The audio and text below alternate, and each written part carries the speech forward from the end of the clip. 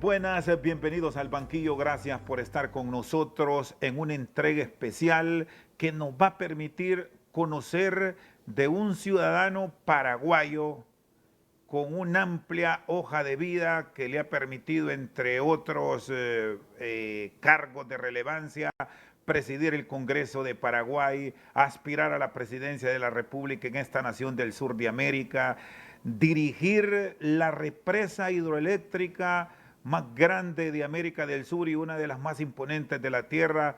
Estamos hablando de Itaipú, ahora en su fase de escritor. El andar del lobo es la última producción de Carlos Mateo Valmeli. Aquí está con nosotros hoy de visita en Honduras. Doctor, gracias por acompañarnos y por contarnos de esta faceta que le ha permitido ya tener en su haber la escritura de 7 novelas y muchos ensayos. Bienvenido, gracias por estar con nosotros. Buenas noches. Bueno, en primer lugar, muchas gracias a ti, Chendo, por el espacio. En segundo lugar, un placer de estar en Honduras. La gente me ha recibido con mucho cariño y mucho calor, y eso siempre, desde el punto de vista humano, es hermoso. Yo siempre digo que el cariño gratifica más que la admiración, porque el cariño es sincero y la admiración se puede comprar. ¿Cómo han sido estos días ya en la presentación? Y me voy a permitir leer la contraportada. El andar del lobo es la dramática biografía de Wolfgang, un nazi sin apellido, y de su viaje vital al corazón de las tinieblas, desde su adolescencia en la Alemania hitleriana hasta su refugio y muerte en Asunción, Paraguay. Wolfgang hallará la justificación de su vida y de sus crímenes en el viejo aforismo latino, según el cual el hombre es un lobo para el hombre. El genocidio nazi, asegura, no fue tan diferente a otras matanzas parecidas de la Segunda Guerra Mundial. La razón histórica absuelve al viejo lobo de todo juicio moral hasta el día en que ya en el otoño de su vida sucumbe a los dictados del amor. Una emoción a su juicio incapaz de servir a una causa superior como la suya, utilizando el panegírico ideológico y la apología del crimen como recursos para provocar el rechazo. Carlos Mateo Valmeli escribió una deslumbrante reflexión sobre la violencia y el mal siempre latentes en el corazón humano, un libro para leer y releer, una obra densa y profunda de un maestro de la prosa, Francisco Pérez de Antón.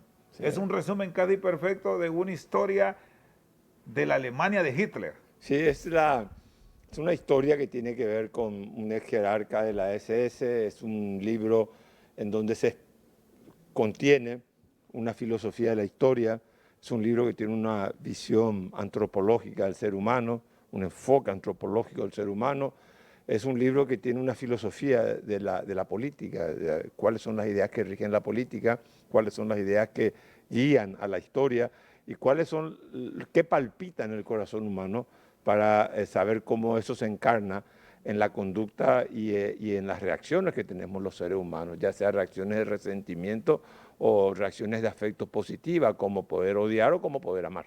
Bueno, ya sabemos todo lo que provocó Hitler en la Alemania nazi.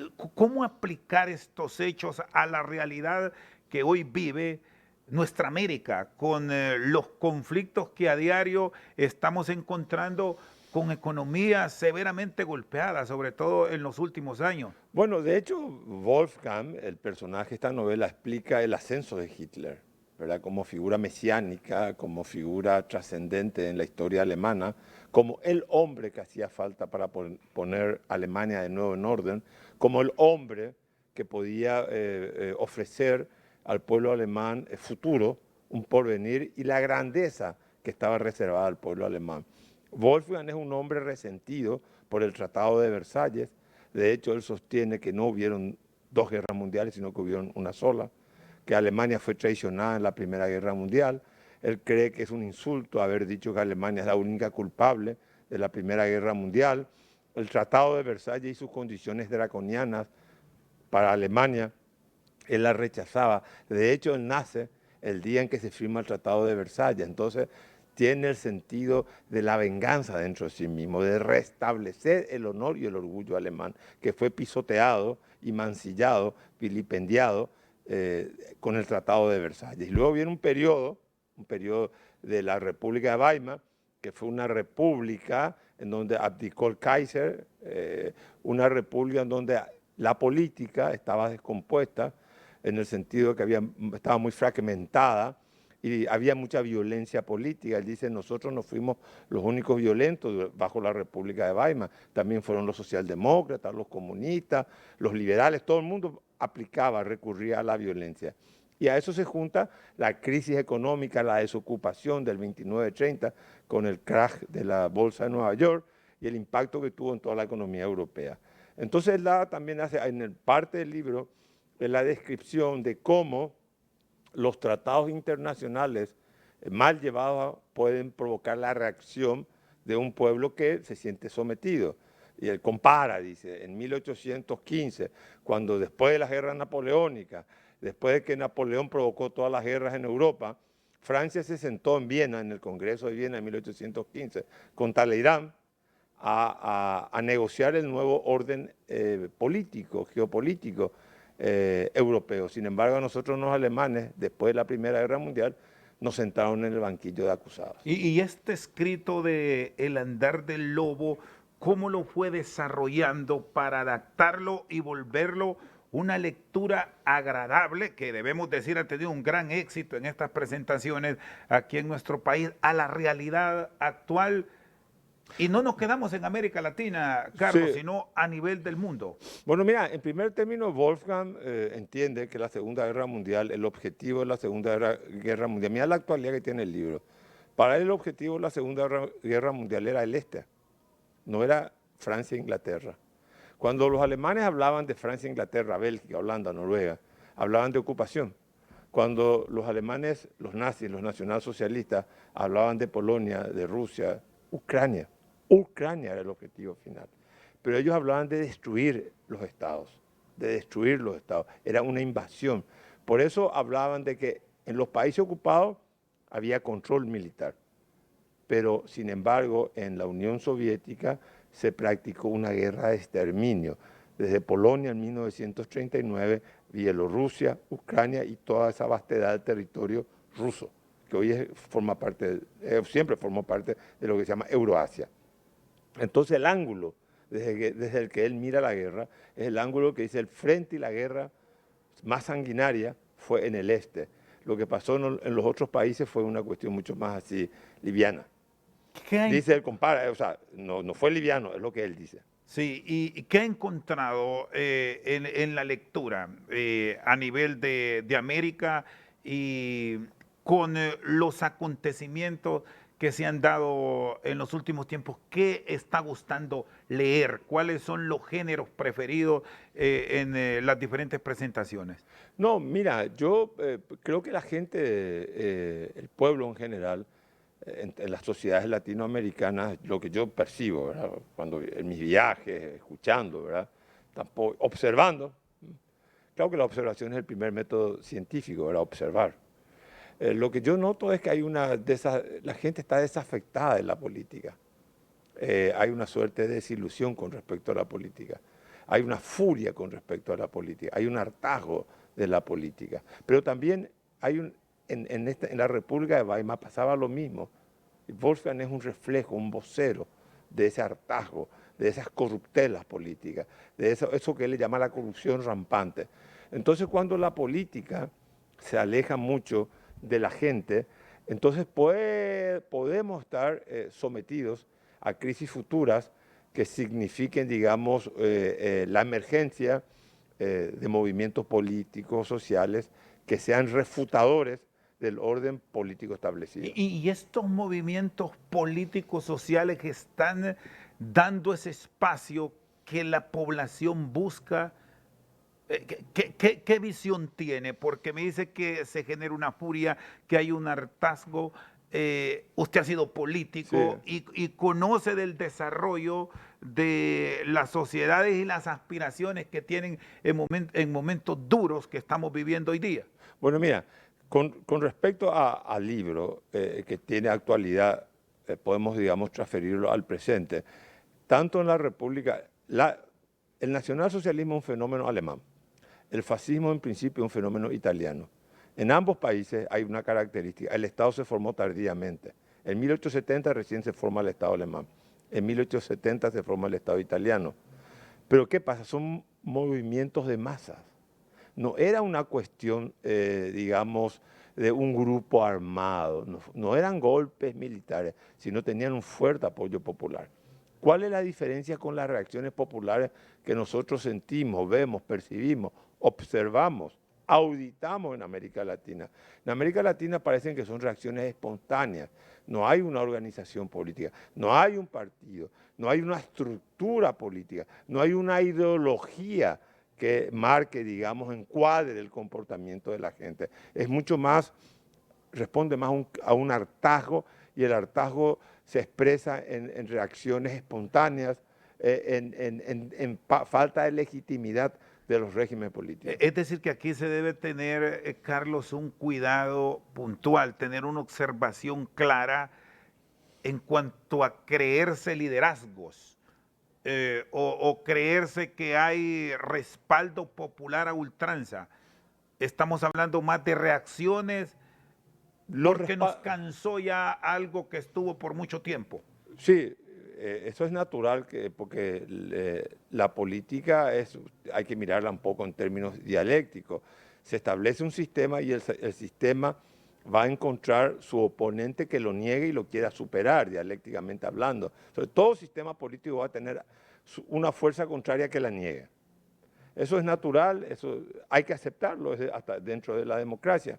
Lo que no creo que haya que creerse es, digamos, una suerte de ser un ser iluminado, una visión mesiánica, porque la única manera de poder controlar, digamos, es organizando a las grandes masas y organizando en paralelo estructuras militares.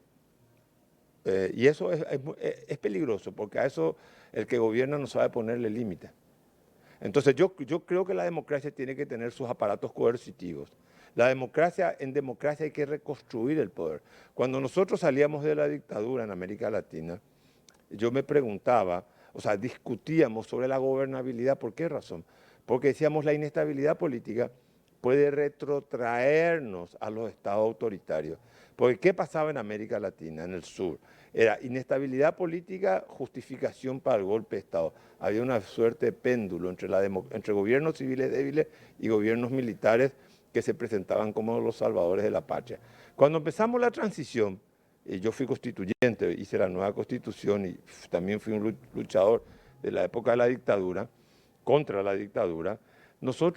Yo empecé a percibir que el problema de la democracia, después de 10 años de democracia en mi país, en muchos países de la región, no era la falta o sea, el temor al retroceso autoritario, sino que la democracia y los procesos electorales y el ejercicio de una política de baja calidad estaba erosionando la autoridad del Estado. O sea, hoy el desafío de la democracia se dirige a construir poder, pero poder sobre bases racionales y legítimas en su origen y legítimas en su ejercicio.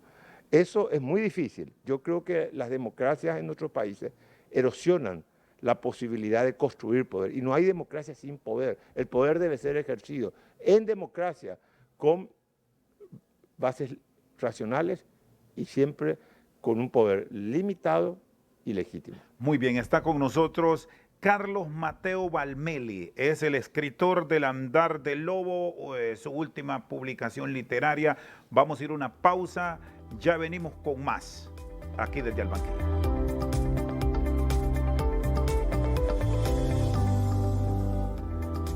Tan grande como tus sueños. Atención, tú puedes ser el próximo millonario de la Lotería Nacional del PANI. Este 31 de agosto te trae 1.200.000 lempiras que pueden ser tuyos. La Grande también te regala premios de 25.000, 10.000, 5.000 y más de $500.000 de lempiras en pagos por terminaciones. Recuerda que con Lotería Nacional ganas tú, gana Honduras. Y yo creo que es muy importante que la izquierda entre, que no se corrompa, porque si no estaríamos reproduciendo las mismas pautas de conducta de la derecha, que no se corrompa, que la política entienda, tanto la derecha como la izquierda, que la acción política tiene un componente ético.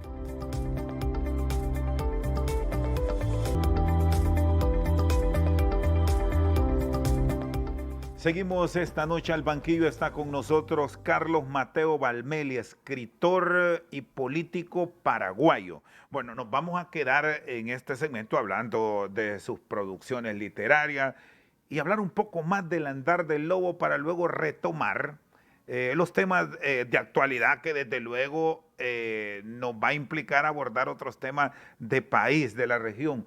¿Cuánto tiempo le llevó esta producción y de dónde salió eso de tener la inspiración de hablar de la Alemania nazi, Carlos? Bueno, el libro lo escribí en un año, durante ese año estuve 6 semanas, perdón, de 2 muy mal con COVID, otras 2 de recuperación, y después de 6 semanas yo recuperé la concentración para poder sentarme a escribir.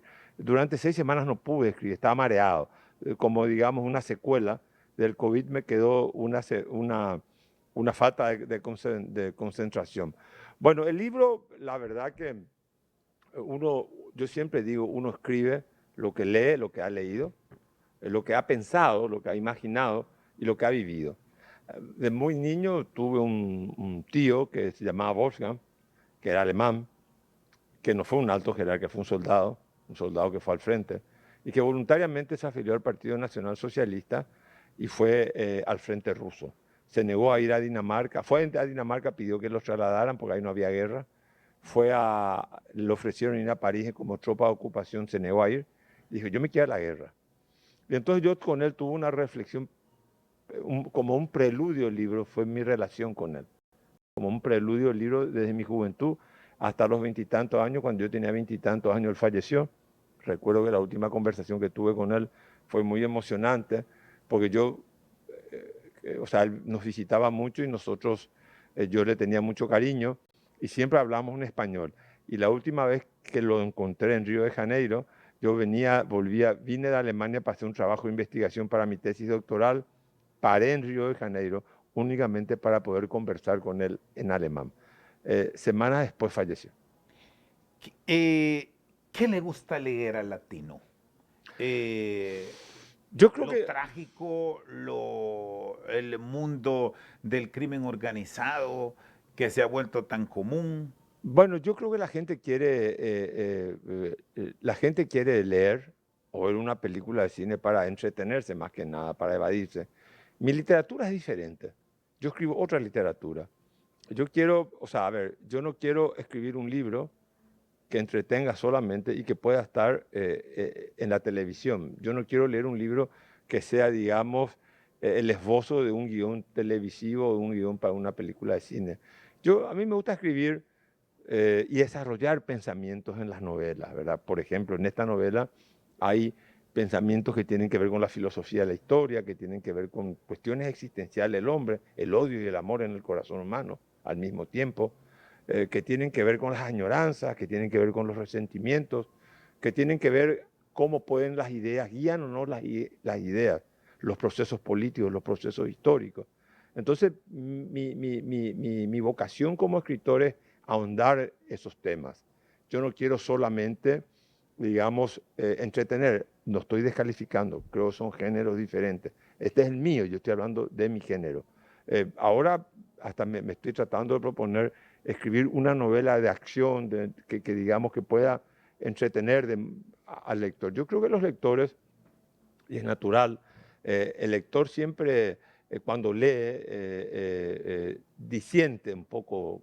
El escritor es un desertor de la realidad, crea otra realidad, una realidad en paralelo. Lo mismo cuando yo escribo, yo siempre he dicho que la literatura me ha permitido vivir muchas vidas, ¿verdad? Yo he vivido la vida de Wolfgang, he vivido la vida de todos los personajes que he escrito, pues yo me pongo en su lugar. Entonces he vivido ya varias vidas y solamente he escrito 6 libros de ficción. Si sigo escribiendo ficciones, creo que voy a vivir muchas vidas. Y el escritor, en mi caso particular, como te dije antes de entrar en cámaras, Yo me dejo vivir. Yo ahora estoy en una etapa de la vida en donde quiero que me visiten las musas, que fluya la narrativa en mi cuerpo, que los sentimientos se desaten, que la imaginación vuele y que el pensamiento se anime a pensar lo que nunca me había animado a pensar. Ha escrito sobre política en los ensayos que Sí. tiene. ¿Qué tan golpeado está el sur de América con todas estas nuevas tendencias que se están registrando ahora mismo? No, yo no creo que estemos golpeados. Yo creo que hay que darle la bienvenida, hay que hacer que todos los sistemas, que todas las fuerzas progresistas, como se llaman, de centro izquierda, sean bienvenidas en la democracia. Hay espacio. Yo creo que es importante. O sea, Hitler entendió después de un golpe fallido, en el libro se explica que el camino era el camino electoral. Pero él quería el camino electoral llegar al poder y destruir la democracia. Yo creo que hay que entender que hoy en día la izquierda latinoamericana es una izquierda diferente a la década del 70 en el sentido de que la izquierda hoy en día ya no se plantea, ya no impugna el capitalismo, sino lo que busca creo es una manera diferente de administrar el capitalismo. En la década del 70 la idea era crear una izquierda con movimientos sociales que nieguen y superen al capitalismo, superen las relaciones de dependencia económica, las asimetrías que había entre los países periféricos y los países del centro. O sea, había un discurso antiimperialista, había un discurso que deslegitimaba al capitalismo, había un discurso que impugnaba a la sociedad de clases y, digamos, propiciaba la lucha de clases. Hoy en día creo que la izquierda tiene otros temas y yo creo que es muy importante que la izquierda entre, que no se corrompa, porque si no estaríamos reproduciendo las mismas pautas de conducta de la derecha, que no se corrompa, que la política entienda, tanto la derecha como la izquierda, que la acción política tiene un componente ético, eso nos hace falta, que la política tiene que tener imaginación para poder incorporar nuevos patrones de gobierno, porque hay una nueva complejidad.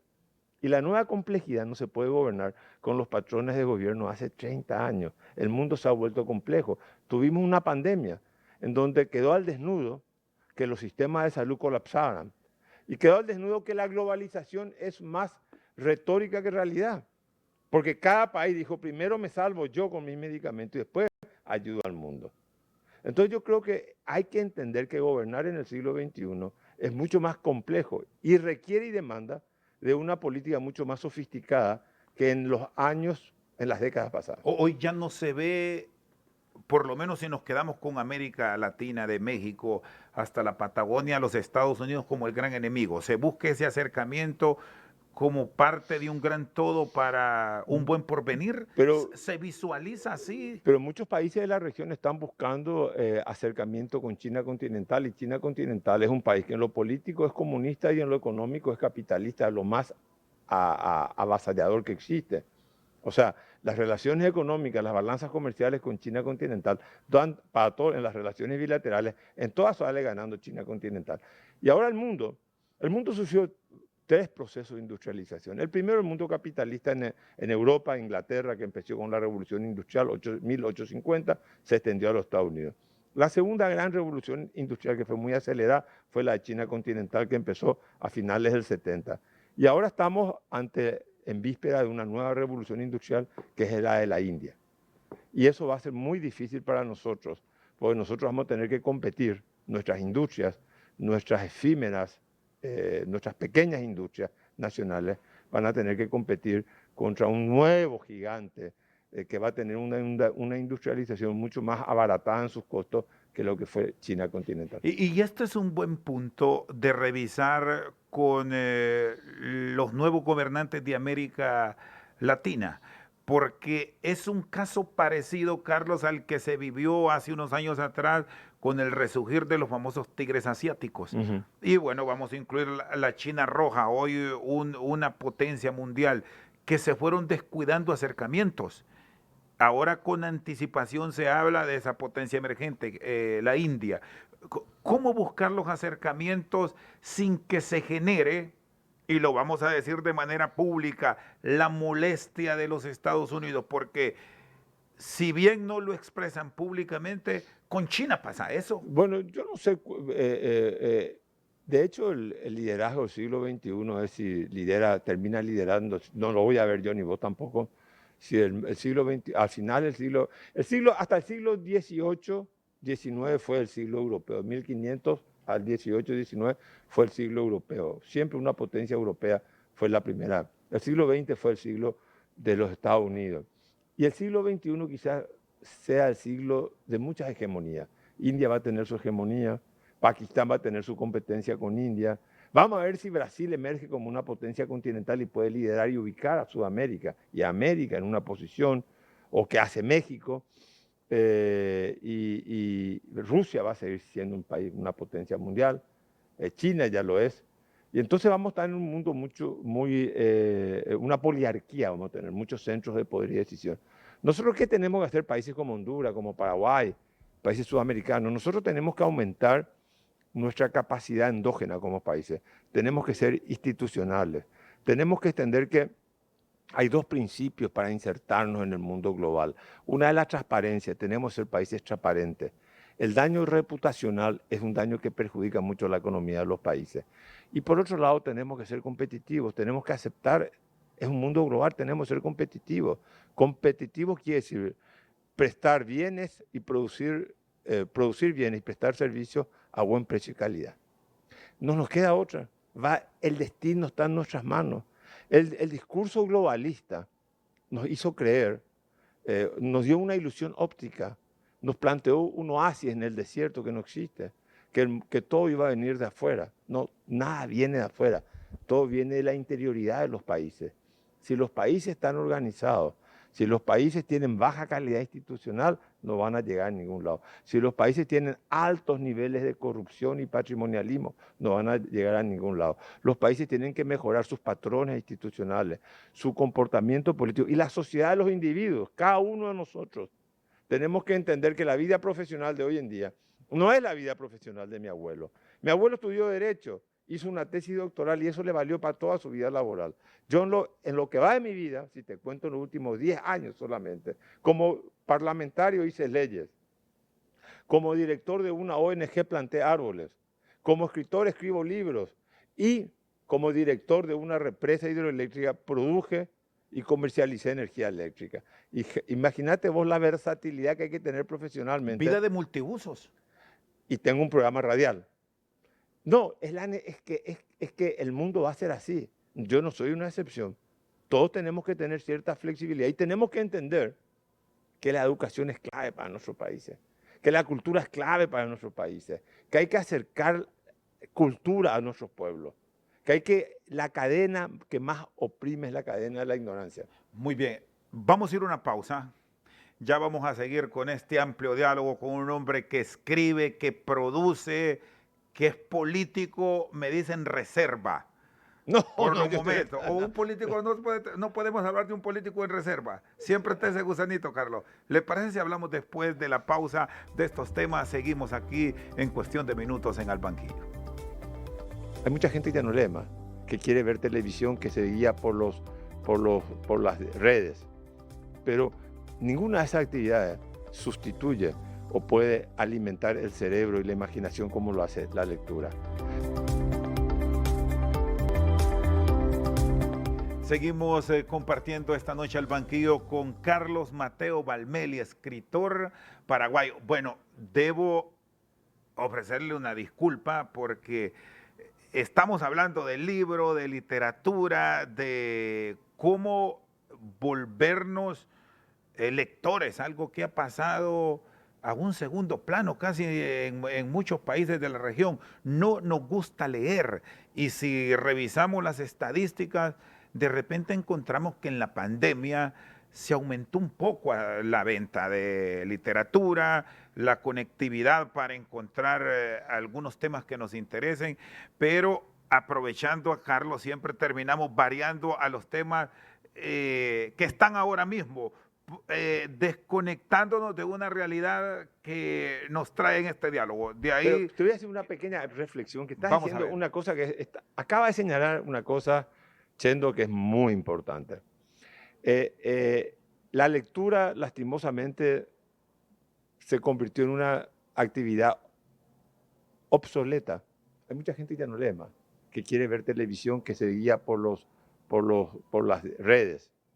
Pero ninguna de esas actividades sustituye o puede alimentar el cerebro y la imaginación como lo hace la lectura.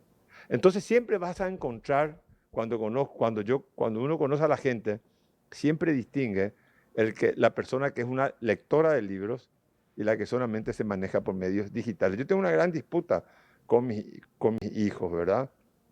Porque trato no lo puedo prohibir, ¿verdad? Porque ya son mayores, pero que renuncien a tanto medio digital y que le digo, los libros nos muerden y que los clásicos son los clásicos. Por eso los son clásicos, son los que han inspirado todos los ordenamientos sociales y que avanzan en sus ideas y que si tú sigues leyendo a Platón, Platón tiene una vigencia terrible para el mundo actual. Entonces, o si tú lees una obra de Shakespeare, o si tú lees El Quijote de la Mancha, o si tú lees un poema de Quevedo, el alma se te enriquece, o sea que toda la lectura fermenta e incrementa la vida del lector. Yo así no veo mucho entusiasmo en las nuevas películas o series que hay en estas. Yo personalmente, aparte, no estoy enviciado con estas cosas. Bueno, y ya nos planteaba en el segmento anterior cómo la educación puede potenciar a un verdadero desarrollo a muchos países del mundo que nos hemos quedado rezagados. De ahí que los gobiernos como tal deben tener este aparte en impulsar esta parte de la educación que podemos encontrar en la lectura que se ha ido quedando. No sé cómo están los niveles y la medición de Paraguay, pero aquí de Pésimos. Honduras, No, ni te cuento. salvo centros educativos privados y algunas carreras universitarias que prácticamente han terminado obligando a los jóvenes y a muchos adultos a la lectura, es que se observa a alguien leyendo. Bueno, mira, Ha desaparecido ha mucho. desaparecido, pero hay que recuperar esa ¿Y qué tradición. hacer? Un hombre que ha estado en la política, en cargos públicos y que ahora escribe, ¿qué experiencias nos puede compartir para tener ese hábito que quizás en los 60, los 70, incluso en los 80 los teníamos? Porque hoy, Carlos, a nivel de país, es mínimo, mínimo el ciudadano que lee. Bueno, mira, nosotros todos formamos parte de una comunidad. Tú de la comunidad hondureña, yo de la comunidad paraguaya. Pero la construcción de la ciudadanía exige niveles de educación. Porque se establecen asimetrías sociales entre los ciudadanos, o sea, los individuos que son educados y los que no son educados. Los que son educados han recibido una buena educación y son cultos, tienen mucha más facilidad para acceder a un buen puesto de trabajo, para ser buenos consumidores, para ser buenos ciudadanos. Entonces, creo que nuestros países tienen que seguir insistiendo mucho en la educación. Este programa, si la gente nos escucha, que yo creo que tú tienes una audiencia muy grande, bueno, algo van a poder extraer de todo esto. Esto es instructivo. Yo creo que también los medios de comunicación no tienen que estar tan sesgados defendiendo muchas veces intereses en concreto, porque eso es lo que pasa por lo menos en mi país y veo en algunos lugares del mundo. Y creo que también los medios de comunicación no tienen que estar, la agenda mediática no puede estar sometida al escándalo, al morbo y a lo inmediato. Creo que tiene que haber en la agenda mediática un espacio para lo que es eterno, que es la cultura, que es la difusión de conceptos estéticos, de ética.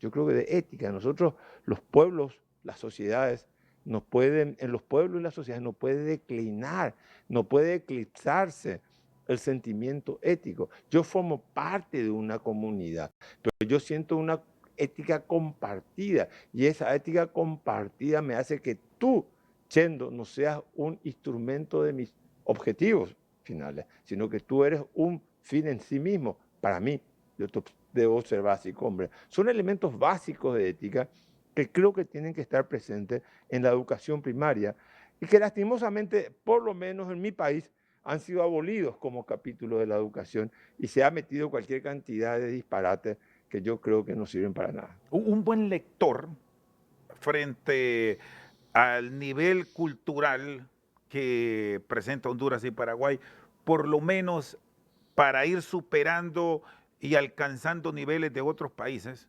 Vamos a citar Costa Rica, por ejemplo, aquí muy cerca nuestro, que el nivel de lectura es diferente al nuestro. Debe por lo menos tener una lectura al año de qué cantidad de texto. ¿Se puede medir por eso? Mira, yo creo que yo recomendaría a un lector. Hay veces que al lector no le gusta un libro, entonces digo, déjalo de lado, quizás no esté maduro para este libro. Pero yo creo que uno no tiene que leer por cantidad, uno tiene que leer y gozar de la lectura. Muchos lectores míos me dicen, lo leí subrayando. O sea, mis libros se leen subrayando porque contienen ideas, expresiones que de alguna manera pueden despertar un sentimiento también en el lector. Genera una atención puntual. Una atención puntual, una llamada de atención, despierta un pensamiento, le hace recordar un sentimiento que él tenía adormecido. También puede pasar, ¿por qué no? Porque el libro, cuando está en manos del lector, ya dejó de ser del autor. Lo que un autor pretende, lo que más anhela un autor, es ser expropiado por el lector. Y el lector reinterpreta el libro a su manera, lo que quiere significar que lo pueda hasta reescribir en su mente. Entonces hay que dejar al lector la libertad de que lo lea. Yo no soy partidario de las lecturas vertiginosas. Yo creo que uno aprovecha un libro, especialmente sacándole el jugo, como decimos coloquialmente. Y no hay que apurarse para leer, no creo que se trate de dos. Si uno lee en un año El Quijote de la Mancha y lo hace con la dedicación que el libro se merece, yo creo que va a terminar aprendiendo muchísimo. Y aquí reflexiono en algo que resulta importante para quienes gustan de la lectura y para otros que se pueden iniciar porque nunca es tarde. Puede leer desde pequeño hasta un adulto mayor. El todo está en el deseo de querer tener un poco más de cultura, un mejor bagaje. Que no hay que satanizar de pronto, Carlos, a alguien que inició la lectura de un texto determinado porque le llamó la atención, pero en el transcurso de la lectura no gustó, porque puede pasar y lo deja de lado. No hay que generar No, o hay que satanizar a esa persona por no, ello. no, jamás en la vida. Yo tengo una costumbre que creo que de la cual me arrepiento, de que yo el libro que empiezo lo tengo que terminar. Y creo que muchas veces lo hice forzado. Yo creo que si una persona no se sienta a gusto con el libro, lo tiene que dejar de lado. Y también uno puede también leer y decir, bueno, más adelante voy a encontrar otras cosas, porque especialmente los libros largos, que no son cuentos cortos, poesía, tienen también, digamos, sus ondulaciones. Muy difícil mantener una narrativa siempre en ascenso y en tensión. Entonces, una narrativa de un libro largo puede tener ondulaciones hacia arriba que te lleva a alta tensión y hacia abajo que te pueden aburrir un poco. Entonces pueden ser que haya zonas un poco que el lector las considere desérticas, que no le aportan nada. Pues yo creo que es cuestión de ejercer la disciplina de la lectura, pero dócilmente, ¿verdad? Tampoco no es cuestión de imponerse y hacer las cosas que uno no quiere. Ahí es donde está la genialidad del actor, llevarlo y atraparlo. Si lo logra, está el éxito. Bueno, yo creo que el éxito está ahí y para eso yo siempre digo que una obra literaria es una verdad estética. ¿En qué sentido? En que el autor la concibe y sabe que hay que cercenar de la realidad, que hay que utilizar de la imaginación, que hay que utilizar de lo que uno mismo ha vivido, de lo que uno mismo ha vivido. Pero uno mismo ha vivido no quiere decir lo que yo he vivido como experiencia propia, sino lo que yo veo que tú viviste. Porque los personajes que uno recoge para sus novelas, no es que uno es la madera que enciende el fuego de todos los personajes. Uno se inspira en personajes, qué sé yo, que encuentra por la calle y uno de repente está buscando una palabra, no me viene la palabra para esta expresión y de repente pronuncia la vendedora, una vendedora común pronuncia la palabra, esa es la palabra que yo estaba buscando. O sea, digamos, el escritor es un hombre que va hurtando, sacando de todos los lugares, ¿verdad? Experiencias, conocimientos, de todo, desde la prensa, de lo que uno escucha, de lo que uno habla, de lo que uno se imagina, de lo que uno leyó. Muy bien, Carlos Mateo Valmeli con nosotros al banquillo. Vamos a una pausa, ya regresamos con más. Con la Lotería Chica puedes ganar más de 8 millones de lempiras todos los domingos. Con tan solo 16 lempiras ganas 1000 lempiras por billete y con el número de revés ganas 100 lempiras. Además, si aciertas a la serie te llevas 50,000 lempiras y 3 series con el número de revés. Una de 30,000 y 2 de 20,000 lempiras. Recuerda que con Lotería Nacional ganas tú, gana Honduras. Pero no es la misma cosa que estar presente como estoy contigo ahora y como estuve ayer acá con mis lectores. Yo puedo decir ya que tengo lectores en Honduras y para mí eso es un gran orgullo. Eso lo llevo en el corazón y lo voy digamos, a exponer con mucho orgullo. Seguimos esta noche al banquillo, está con nosotros Carlos Mateo Valmeli, escritor del Andar del Lobo, ya literatura disponible aquí en nuestro país para conocer de la historia nazi un poco más a profundidad. En estos tiempos de pandemia se han visto afectados los escritores, hay buena, mala o regular venta de libros, la competencia en el mundo digital. ¿Cómo les ha generado puntos a favor y puntos en No, contra? yo creo que lo que evitó fue los encuentros presenciales con el escritor, que para mí el encuentro presencial es insustituible, no tiene sucedáneo. Otra cosa es el Zoom. Yo hice mucho Zoom durante la pandemia con otros países, pero no es la misma cosa que estar presente como estoy contigo ahora y como estuve ayer acá con mis lectores.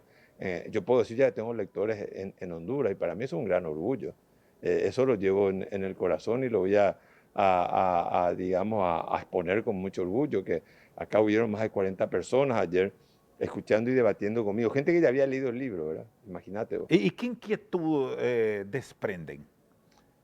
Mucha curiosidad, la verdad que me sorprendió mucho las preguntas que hacían. Me sorprende porque uno dice, bueno, yo me voy a Paraguay y no voy a encontrar gente que pueda hacer preguntas tan profundas. Yo también vine con el mismo prejuicio. Yo me voy a Honduras, no voy a encontrar gente que me haga preguntas tan profundas. Pero la verdad que la profundidad y el rigor de las preguntas fueron exigentes y de gente que ha leído y que ha entendido la novela, porque esta es una novela compleja, no es una novela fácil. Porque como te repito, tiene componentes de filosofía de la historia, de filosofía política, antropología, datos históricos, comparaciones históricas entre Bonaparte y Hitler. Tiene, te digo, reacciones humanas, tiene amor, tiene una apasionada historia de amor. Tiene la idea o transmite la idea de la redención, se redime o no el hombre.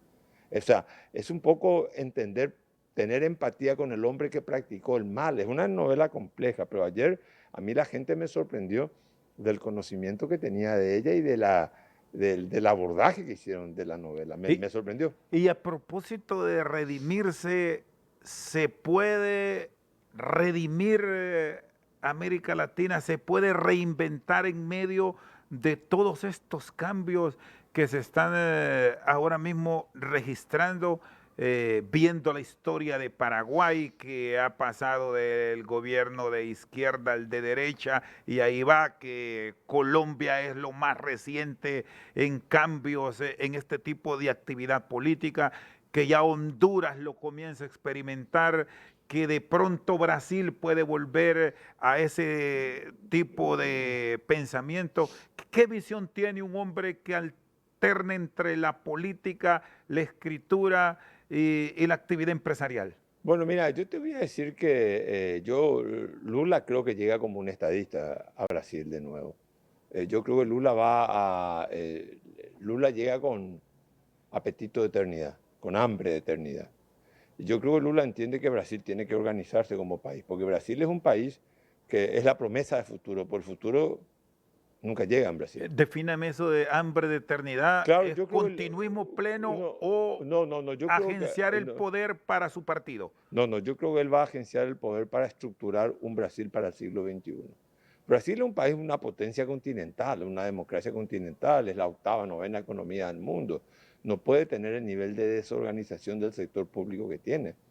Tiene que ser un país organizado, tiene que ser un país con instituciones fortalecidas, tiene que ser un país con costumbres políticas adecentadas. No puede el Brasil ser un país, con todo respeto, como Paraguay o un país centroamericano. Es un país que está llamado a ser una potencia mundial en el concierto de las naciones. Y nos va a beneficiar a todos nosotros, por lo menos a los vecinos del sur. Tener un Brasil poderoso nos va a beneficiar. Entonces, yo creo que llega un Lula maduro, llega un Lula con la experiencia. Vos sabés que se piensa mejor cuando Adán pensó mejor cuando fue expulsado del paraíso. Cuando te expulsan del paraíso, yo creo que uno consolida y piensa mejor que cuando está uno usufructuando la benevolencia y los beneficios del paraíso. De Colombia, ¿qué visión tiene, Carlos? Sobre todo ahora que está recién iniciando un gobierno con una ideología de izquierda. Sí, bueno, mira, yo no sé, hay que ver si el pasado reciente incide de manera determinante en la política de Colombia, el pasado reciente, las guerrillas, todas estas cosas, el narcotráfico, las luchas, lo truculento que tuvo la historia colombiana, que a pesar de tener un pasado, digamos, de mucha violencia, es un país estable porque tiene una política fiscal estable y tiene un respeto a las instituciones. Yo creo que eso va a suceder, va a seguir continuando en Colombia. Ahora bien, si el pasado, si las querellas del pasado no son dejadas de lado y se instalan en el presente, quiere decir que la ingobernabilidad va a ser una constante para el presidente Petro. El presidente Petro tiene que hacer todo lo posible, me parece a mí, yo no soy nadie para dar consejos, tratar de incorporar a esos que fueron sus enemigos históricos. No podés manejar la política si está en función de gobierno, en los términos amigo-enemigo. O sea, aquí la magia está en el diálogo, en la concertación, independientemente del pensamiento político Claro, de mi opositor. el que necesita la estabilidad, el que necesita la gobernanza, el que necesita la gobernabilidad, es el que está en el gobierno. El opositor está para ejercer la crítica. Está para ejercer la crítica, no para ejercer el veto ni la obstrucción, pero para ejercer la crítica. Entonces lo que hay que hacer es buscar un entendimiento. Las democracias se manejan con entendimientos superiores. Si la democracia no se maneja con entendimientos superiores, estamos abriendo la puerta a la anarquía. Y cuando se abre la puerta a la anarquía, la injusticia siempre pide el uso de la palabra. Para América Central, ¿qué visión tiene con la lectura que está dejando la actividad política en la región? Bueno, Honduras con un gobierno que por primera vez tiene una tendencia social hacia la izquierda, con la política de Bukele en materia de seguridad y la actividad política de Ortega, que nos llama mucho la atención. Sí, yo Ortega personalmente no comparto, porque creo que a mí personalmente yo no comparto con la gente que se perpetúa en el poder. La longevidad en el poder para mí es nefasto para la democracia, para los pueblos y para el proceso histórico. No comparto la longevidad del poder, por más que él haya tenido la legitimidad de haberlo tumbado a Somoza, en primer lugar. O sea, no me puedo consustanciar con una persona que cree que tiene que perpetuarse en el poder o que es la herramienta para la salvación nacional. Te voy a dar 3 experiencias de aeropuertos. Llegué a Panamá, sentí la modernidad. Llegué a El Salvador, sentí un poco de amedrentamiento de un orden muy estricto y riguroso. Llegué a Honduras y sentí, digamos, la benevolencia. Sentí un país más distendido. Pero en Panamá, modernidad.